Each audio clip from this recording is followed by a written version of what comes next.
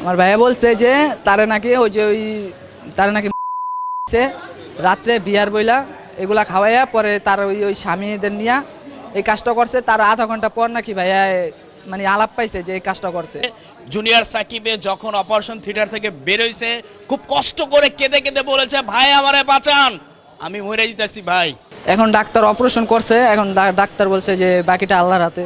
শিখার প্রথম স্বামী ইমন, দ্বিতীয় স্বামী শাওন এবং শিখার ছেলে মেয়ে সকলেই ছিল।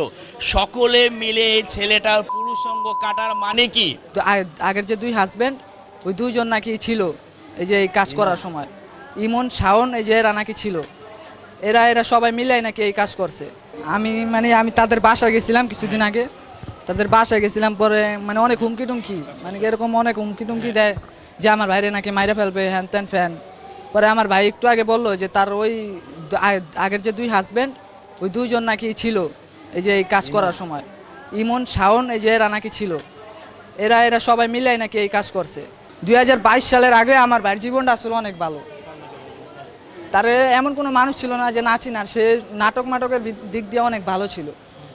আর এখন 2024 সালে তার এই অবস্থা। এখন ডাক্তার অপারেশন করছে, এখন ডাক্তার বলছে যে বাকিটা আল্লাহর হাতে। অপারেশন করছে, তারা কিছুদিন দেখবে, যদি হয় তো হইলই, আর না দেখে তো ভালোই। মানে এখন একটু আগের থেকে একটু সুস্থ আছে। এখন রক্ত লাগবে, রক্ত দিতে হইব। ওইটা তো আমি বলতে পারি না, কিন্তু আমার ভাইয়া যতটুকু বলছে আমি ততটুকু বলতেছি।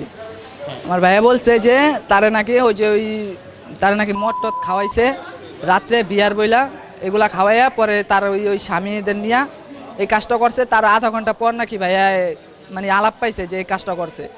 পরে ভাইয়া দৌড়াইয়া গেছে ওই যে থানায় যাওয়ার পরে এই যে তারপরে থানাতে আমাদের ফোন দিছে। ওইটা তো শুনছি যে ওরে নাকি কোর্টে চালান করা হয়েছে থানা থেকে। এখন দেখি কি করে। আর এটার আমরা একটা বিচার চাই যে আমার ভাইটার আজকে এই অবস্থা, সারা দেশবাসীর কাছে বিচার চাই। মানে আমি কি বলবো এই মহিলার কথা। এই মহিলাকে ঘন্টাখানি আগে চালান করা হয়েছে নারায়ণগঞ্জ কোর্টে, কিন্তু এই মহিলা এত জঘন্য খারাপ, সেই মহিলা নাকি থানা থেকে জুনিয়র সাকিবের মাকে কাঁচকলা দেখাইছে, তুই আমার এইটা করবি। তো এত বড় একটা অন্যায় করে তার বুক কাঁপলো না? একটা মানুষ হিসাবে তো বুক কাঁপে যে একটা ভাবলাম যে ওর কোনো সম্পর্ক নাই ওর সাথে। একটা মানুষকে কিভাবে এইভাবে মানে একটা ছেলের পুরুষ অঙ্গ কেটে ফেলা মানে তার জীবন শেষ করে দেওয়া। আজকে সাকিবের যে অবস্থা আছে, জুনিয়র সাকিব ও বিকলাঙ্গ হয়ে বেঁচে থাকতে হবে। তারপরও ডাক্তার বলেছে মাত্র 1 সপ্তাহের মধ্যে হয় জীবিত হতে পারে, বেঁচে থাকতে পারে, নাহলে মরেও যেতে পারে, কারণ চিকিৎসা করার মতো ওর সামর্থ্য নাই। জুনিয়র সাকিবের বাবা একজন দিনমজুরি খেটে খাওয়া মানুষ। আজকে ওর সংসারের বড় ছেলে বলেই কিন্তু আজকে এই যে ও সংসারের, ও যদি মারা যাওয়ার সংসারটা কে চালাবে?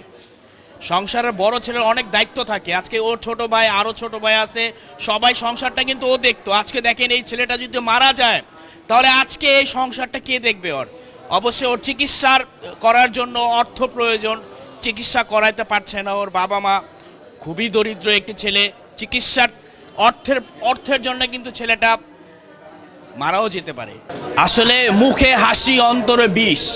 মানুষের মুখ দেখে কখনো বলা যায় না তার মনের ভিতরে কি আছে। এই মেয়েটা দেখেন, এই মেয়েটা তার প্রথম স্বামী ইমন, দ্বিতীয় স্বামী শাওন, এদেরকে উপস্থিত রেখে এই জুনিয়র সাকিবকে অচেতন করে তার পুরুষাঙ্গ কেটেছে। জুনিয়র সাকিবে যখন অপারেশন থিয়েটার থেকে বেরোইছে খুব কষ্ট করে কেঁদে কেঁদে বলেছে, ভাই আমারে বাঁচান, আমি মরে যেতেছি ভাই। এই যে এই কথাটা বলছে, আমরা জিজ্ঞাসা করছিলাম কে কে ছিল, তখন বলছে শিখার প্রথম স্বামী ইমন, দ্বিতীয় স্বামী শাওন এবং শিখার ছেলে মেয়ে সকলেই ছিল। সকলে মিলে এই ছেলেটার পুরুষাঙ্গ কাটার মানে কি? ভালো লাগে না ওরে বের করে দেখি, জোর করে বাসায় আছে, তোরা জোর করে ওরা রাখছস, জোর করে রেখে ছেলেটারে এমন করার কারণটা কি? এদেশে কি আইন নাই? প্ল্যান ছিল ওর একটা বাড়ি আছে, যে বাড়ির ভিডিও দেখি আমরা, আমার মনে হয় সেই বাড়িটা নিয়ে ঝামেলা। সেই বাড়িতে কিন্তু জুনিয়র সাকিব ইচ্ছা করে যায় নাই, ওরা অনেকবার এড়ায় গেছে, কিন্তু ও কিন্তু ধরে এনে কিন্তু ওখানে সংসার করতে নিয়ে গেছে। ওই বাড়িটা মূলত ওই শিখার প্রথম স্বামীর বাড়ি, ওই বাড়িটা। সেখানে জুনিয়র সাকিব থাকলে ওদের ভাবে যে এর ভাগ দিতে হবে এই বাড়ির মালিক হয়ে যাবে। আমার মনে হয় যে এখানে ওরা এই যে সম্পত্তি নিয়েই আসলে রেষারেষি।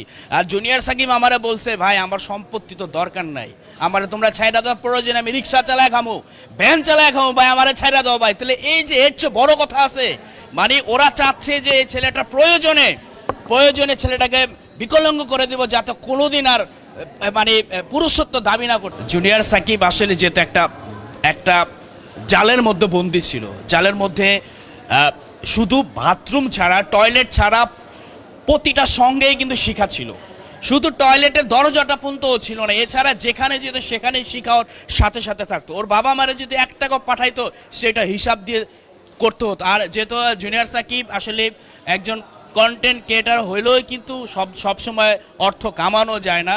কারণ আমি এই 1 সপ্তাহ আগের কথা, ও যখন ওর প্রথম পেমেন্ট পেলো, গেল মাসে পেমেন্ট পেয়েছে 13,000 টাকা, সেখানে আমাকে নিয়ে টাকাটা উঠেছিল ইসলামী ব্যাংক থেকে। তো সেখান থেকে ওই 5,000 টাকা ওর বাবা মারে দিছে, 5,000 টাকা শিখারে দিছে, 3,000 টাকা খরচ করছে।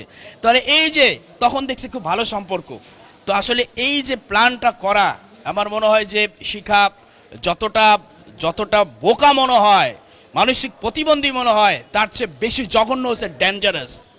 ও আসলে আমার মনে হয় বড় কোনো ক্রাইমের সাথে জড়িত আছে, আর না হলে কোনো চোরা কারবারির সাথে জড়িত আছে। না হলে একটা মহিলা হয়ে সে কোটি টাকার বাড়ি, ঢাকার শহরে তার 4টা-3টা বাড়ি, সে কোনো কাজ করে না, সে কিভাবে চলে? এই মেয়ের পক্ষে পৃথিবীর এমন কোনো নিকৃষ্ট কাজ নাই যে এই মহিলা মুখ দিয়ে বলতে না পারে আর না করতে পারে। তার প্রমাণ তো পেয়েছি। যদি কোনো কারণে সাকিব ওই মেয়ের সাথে নোংরা কাজ করে থাকে, তাহলে সেটার কোনো প্রমাণ করতে পারে না। 1, 2 হচ্ছে সংসার যখন সাকিব ফিরে গেছে, সে মেয়ে ওরা একসাথেই ছিল দীর্ঘ 2 বছর থাকার পরে। ভাই যদি এই ছেলেটা এত খারাপই হতো, তাহলে আবার কেন সংসারে ফিরে নিয়ে গেল? আমি বললাম তো এই মহিলাটার পক্ষে পৃথিবীর সর্বনিম্ন কাজটা করার, মানে ওর এত খারাপ মানুষ, আমার মনে হয় যে ওর পক্ষে সবই সম্ভব। এখন খুবই খারাপ অবস্থা। কারণ আমি তো বললাম, যখন এক নজর দেখছি ও হাও মাও করে কেঁদে দিছে, আমাদের কয়েকজনকে দেখে বলছে, ভাই আমারে মাইরা লেতে চাইছিল, ভাই আমারে শিখার জামাই 2 জামাই মিলে আমারে মাইরা লেতে চাইছিল। আমি 2 ঘন্টা পরে রাতে হয়েছে কি, রাতে ওরা খাওয়া দাওয়া করার পরে একটা সিরাপ ছিল, কি জানো কি সিরাপের নাম, একটা সিরাপ খাওয়াইছে। সিরাপ খাওয়ার পরে ও অচেতন হয়ে গেছে, প্রচণ্ড ঘুম ছিল ওর। যখন ওরা এই ঘটনাটা ঘটাইছে তার আধা ঘন্টা পরে ওই ছেলেটা টের পাইছে যে আমার কিছু একটা হয়েছে।